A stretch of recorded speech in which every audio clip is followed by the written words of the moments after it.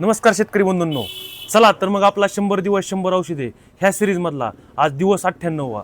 तर आज आपण एका वेगळ्या विषयावर बोलणार आहेत.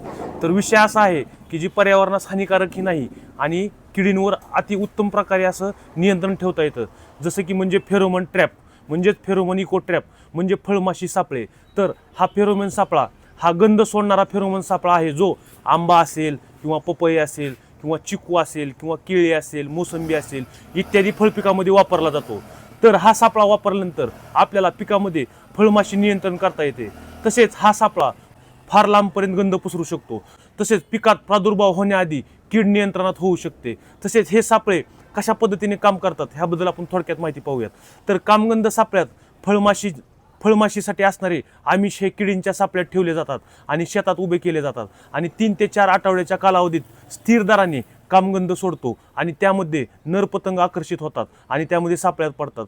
तसेच हे कशा पद्धतीने आपल्याला फायदेशीर आहेत ह्याबद्दल आपण थोडक्यात माहिती पाहूयात. तर आर्थिकदृष्ट्या परवडणारे हे सापळे आहेत, बिनविषारी आणि पर्यावरणास हानिकारक नसणारे हे सापळे आहेत आणि ह्याचा वापर आपण सर्व हंगामात करू शकतो. तसेच ह्याचा प्रमाणाचा विचार करता तुम्ही एकरी 10 ते 15 सापळे वापरू शकता आणि ह्याची किंमतसुद्धा एकदम अत्यल्प असल्यामुळे कमी दरामध्ये चांगल्या प्रकारचे कीड नियंत्रण आपण करू शकतो. आणि हे सापळे आपल्याला मार्केटमध्ये 50 ते 100 रुपयाच्या दरम्यान एक सापळा ह्या दराने आपल्याला भेटून जाईल. धन्यवाद.